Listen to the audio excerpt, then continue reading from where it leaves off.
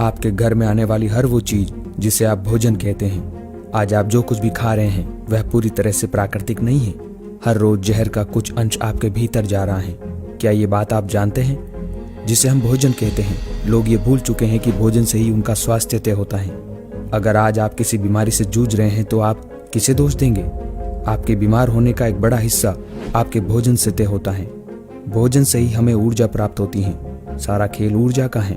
ऊर्जा केवल भोजन से ही नहीं मिलती है, इसे ग्रहण करने के और भी तरीके हैं। 10% ऊर्जा भोजन से प्राप्त होती है और 20% ऊर्जा हवा के द्वारा ग्रहण की जाती है।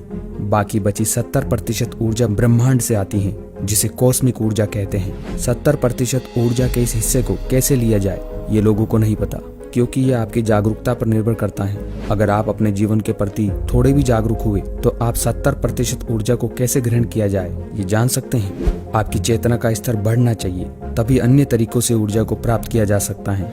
आप पहले जो है उसे बेहतर करना चाहेंगे या फिर ऊर्जा के अन्य तरीकों को जानना चाहेंगे? मैं कहता हूँ आप दोनों कर सकते हैं, पर अभी लोग ऊर्जा के लिए भोजन पर निर्भर हैं। हमें भोजन से थोड़ी बहुत ही ऊर्जा मिल रही है। वह भोजन भी अगर पूरी तरह से प्राकृतिक नहीं हो तो सोचिए शरीर के साथ हम क्या कर रहे हैं। यह जलते हुए एक बल्ब की तरह है, जिसकी रोशनी से कीट पतंग खींचे चले आते हैं। हम इस शरीर के साथ भी ऐसा ही कर रहे हैं। जहर का अंश शरीर में जाकर रोगों को अपनी ओर खींच रहा है। अगर भोजन ही सही नहीं होगा, वायु भी दूषित हो जाएगी तो मानव कई मायनों में अपने जीवन को बर्बाद कर देगा। और ये हो रहा है। हम बर्बादी की ओर जा रहे हैं। भोजन प्राकृतिक तरीके से नहीं बोया जा रहा है, उसी कारण भोजन में मौजूद जहर का अंश अपने भीतर जा रहा है। हम अपने साथ तो यह अन्याय कर ही रहे हैं। हम कई तरीकों से मिट्टी को भी बर्बाद कर रहे हैं। लगभग 52% मिट्टी पहले ही खराब हो चुकी है। वैज्ञानिकों ने यह दावा किया है कि मिट्टी आने वाले 40-45 सालों तक ही जीवित रह पाएगी। फिर मिट्टी की उर्वरा शक्ति नष्ट हो जाएगी, क्योंकि पृथ्वी पर जितने लोग हैं उससे कहीं ज्यादा जीव 1 चम्मच मिट्टी में होते हैं, वह नष्ट हो जाएंगे। उसके बाद विश्व भर में भुखमरी के हालात पैदा होंगे और भोजन सिर्फ उन्हीं के पास होगा जिनके पास हथियार होंगे।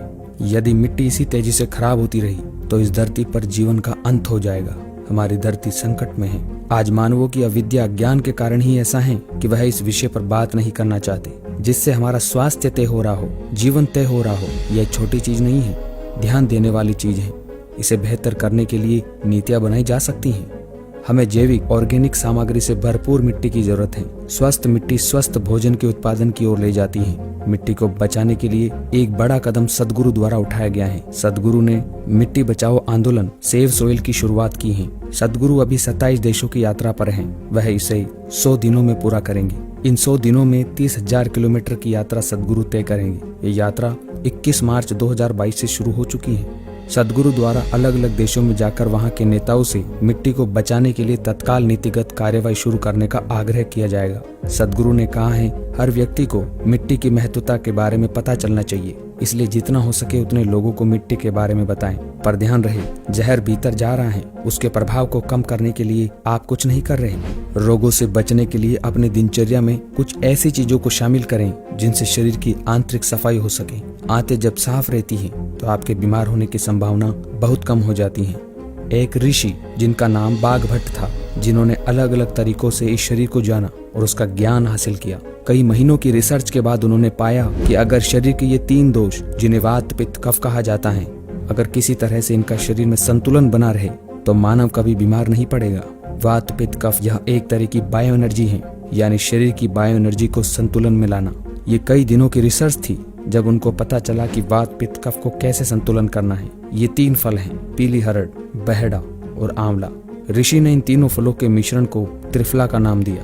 इनको 1-2-4 में बनाकर अगर रोज रात में 1 चम्मच दूध के साथ लिया जाए तो आपका शरीर जहर मुक्त होकर रोगों से दूर रहेगा।